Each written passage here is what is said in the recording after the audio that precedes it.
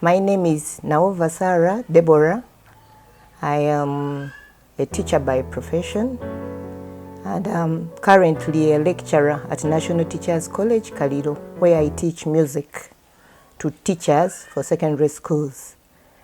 I am married with children. I am also a performing artist. I am the author of a beautiful book called Read With Me here. This is a book that came out of a conversation with my sister, who told me of a friend that lived in the diaspora and was concerned that her children could not speak the mother tongue, not even name a few things in their home, especially when they came around. Now, as an educationist, a mentor, a mother, I also feel that language is very important, especially in transmitting our culture. There is no culture without a language. So I felt that writing a book that would help these people that live in societies where they don't speak their mother tongue would be a very good activity and project. Now, to introduce this book called Read With Me, in Uganda it has Soma Wamunange. This is a book that has content that will help the readers to know the cultural values, to know basic vocabulary, naming things around their homes, naming their domestic animals, naming foods and fruits, naming parents and other relatives.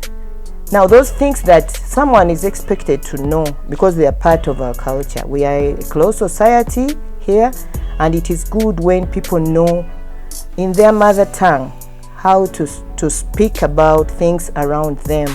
So that is the purpose of this book, Read With Me. Now, this book is written both in English and translated in Luganda, and another one in Ateso for a start. So there is also another book, Count With Me, Balawamunange, just to teach the basic concepts of math. Counting 1 to 10 is also a competency which some people do not have. So also this book is motivated by the fact that we have also put some pictures of things around us, so that when you're counting, it is not just one, but one cow in Te'emu. So the reader will learn how to count, but also learn vocabulary in the mother tongue.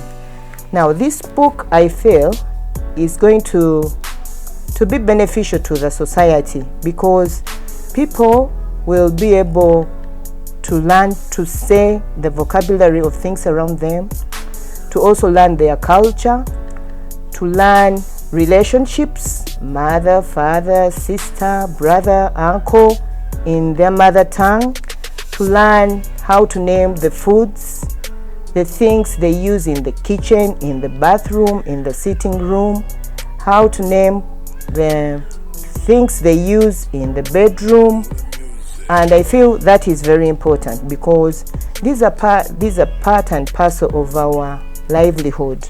And as a mother, I feel that it is good that the children know their language. Now, this book is unique that it is not just for children that are learning a language, because there are also adults that don't know these vocabularies. So it is both for the young and the old, for the formal and the informal. It is also translated in 2 languages. Someone will learn how to read and also write, because they will pick the spellings from here. I also feel that the people that will use this book in the community, they will take it as a tool for learning, as a dictionary, because it is translated. And to start with 2 languages, but it can also be translated in many other languages so that it spreads. There is a bit of formality in the book. It's not that you pick words and put them here, but as a teacher, I know the basics and the important thing that one should know around them. I also feel that community will relate well with this book, because the pictures that are here are real photographs from the community with which the readers will relate. Also, the community will take part in marketing the book. The community will also use the book, whether in school or in the community, for reading and writing. I also feel that after writing this book in this way, the book will be also put in a version that is audio, someone to read, because someone may see the words here and not able to read them, but we are going also to make an audio book, read this, so that someone can hear, listen, as well as read. We also feel that further, we can also put this book on an online platform so that other readers can also be able to access it. It's a very big achievement, especially during this COVID time. I'm a teacher. I have been teaching online, but this has also occupied me as a teacher, sitting down to write. During this COVID time, this has been a very successful project because all these books are going to be sold and we shall be able to earn from them. So COVID lockdown has been very beneficial. We are very lucky to have had this grant through Kuonyesha Art Fund. As a successful applicant, I was happy to get a fund that has pushed me, because the idea was there, but there was no money to push it, to start it, because this is the first of the books and we hope it is a series. So the fund has been very beneficial because, first of all, they saw that the idea is good, but also giving us money to push us to be able to publish 2,000 books. That is a very big audience that is going to benefit from this project. We have 500 books for reading in Uganda, 500 books numeracy in Uganda, 500 books in Ateso, and 500 other books in counting in Ateso. That is a very big number of beneficiaries. And I know the people in a home, one home may buy, but there are many other readers in a home that are going to benefit from this project. So I feel that I'm very lucky as a teacher, not only to be teaching in the class, but to be teaching a very wide scope in the community, both nationally and even internationally, because I know this book is going to go places. My name is Erin Intolo. I am one of the authors of these books, Read With Me and Count With Me. I'm a playwright. I do translation from English to Luganda. I'm a director of plays and films. So that's why I'm part of this. I love illustration. So I came up with ideas of pictures and sentences that illustrate what is being said. I'm also a family person, so the initial thing that was burning in me was the communications in the home. I have children, so I feel children should communicate well, especially with house helps who sometimes don't know their languages, and the peoples at the shop, the relatives in the villages, or relatives that come home. So I felt that this book would be helpful for the children and those adults that come to meet these children who are not really well in their local languages. My passion is to have the books in various languages. Now, the motivation for really writing this is, I feel mother tongue is very important. Without it, as a performing artist, even when I sing and someone does not hear or understand what I sing, you just see the gestures, but will not benefit wholly.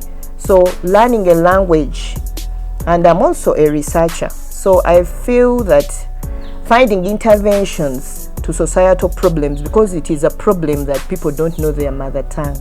So finding an intervention that will help people to learn their mother tongue was also one of the motivating things that drove us to writing this book. My name is Apollo Chigonya. I'm a teacher by profession of English language at secondary school. I'm a contributing writer to the 4-book project sponsored by Kuonyesha Generally, my contribution to the project was an advisory role. I provided the technical advice. I put them through the ropes of editing, printing, and publishing. Actually, I also gave advice on the amount of content to include in the book. Personally, I have a passion for language, being a teacher of language, and in writing this book, I really emphasize the fact that it should be able to reach the community. It is reader friendly. A parent can use it. Anyone, anywhere, even if they are not teachers, they can be able to learn something from this book. The other thing was the emphasis on culture. This book is rich in its culture functionality. So it includes both language competency and cultural literacy. Along the way, there were some challenges. One of the challenges was that when we were budgeting for this book, it was before COVID. Then after COVID, when they opened up, some prices shot and we found ourselves stuck in some areas. But we went over that. Then another was that the grant gives you a percentage. So, but the publisher wants it all. So finding ways of filling up was also not easy during the lockdown. The push from the fund was very major.